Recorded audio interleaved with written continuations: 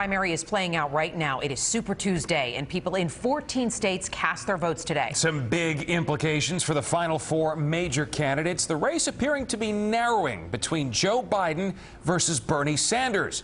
But Michael Bloomberg and Elizabeth Warren still hoping to play spoilers. The latest results show Biden the big winner. He won 8 states, including Massachusetts. That just coming down. That result again just coming in. Sanders won 3, adding to his wins in Nevada and New Hampshire. But the night's 2 biggest prizes, California and Texas, remain undecided. The night is not over yet. Our team of reporters in place at rallies across the country. We'll get started with News 4's Andrew Siff live in Vermont. That's where Bernie Sanders just spoke less than an hour ago. Andrew? That's right, Stefan. And Bernie Sanders scheduled his victory speech for Vermont because it is a Super Tuesday state that he knew he would win. But he told supporters here in this packed arena earlier this evening that he expects or hopes to win California and Texas. His advisors, however, say they're surprised by what appears to be the resurgence of the former vice president of the United States. It's a good night. It's a good night. And it seems to be getting even better. A resurgent Joe Biden capitalizing on the endorsements of former rivals with big wins in Virginia, Alabama, Oklahoma, North Carolina, and Tennessee, racking up delegates and speaking from California. People are talking about a revolution. We started a movement. We've increased turnout. And the turnout's turned out for us.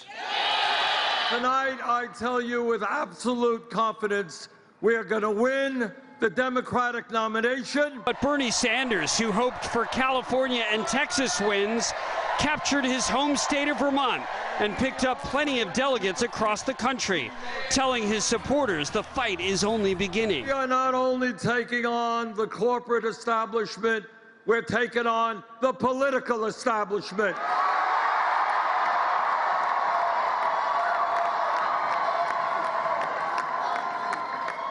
But we're going to win because the people understand it is our campaign, our movement, which is best positioned to defeat Trump.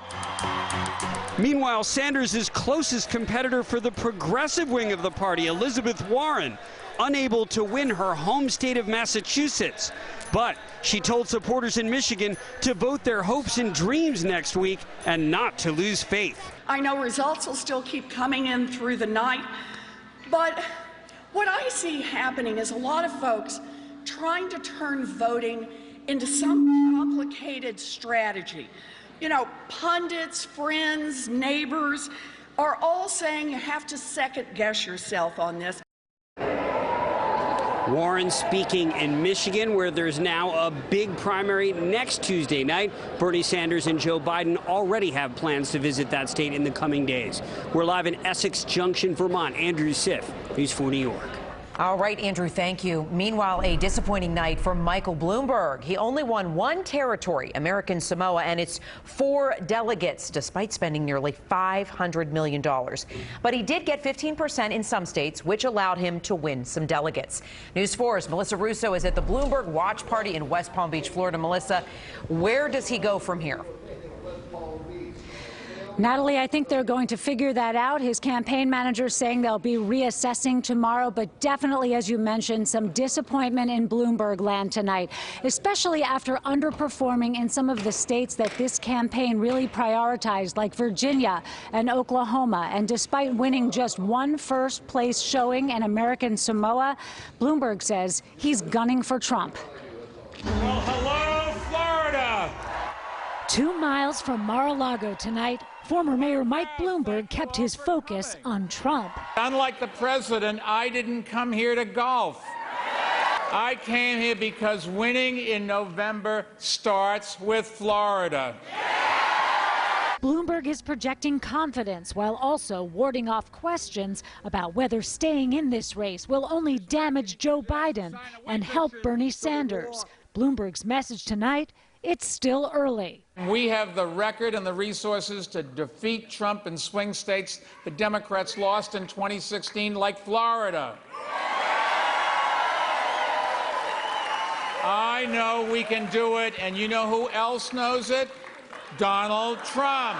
Today, he sent a tweet out urging people not to vote for us. Gee, I wonder why. President Trump and his supporters were focused on Bloomberg today. Trump tweeted a video of Bloomberg eating at a campaign stop yesterday, saying, "Mini Mike, don't lick your dirty fingers, both unsanitary and dangerous." And Trump fans surrounded the convention center here in West Palm, where Bloomberg hosted a packed rally with an open bar, top-notch production, and enthusiastic supporters. I like Biden, but I think it's Mike's time. We need that change. Should he stay in the race? Too soon. Too soon. We have to see what happens today. Joe stumbled before. It doesn't mean that he won't stumble again. No matter how many delegates we win tonight, we have done something no one else thought was possible. In just 3 months, we've gone from 1% of the polls to being a contender for the Democratic nomination for president.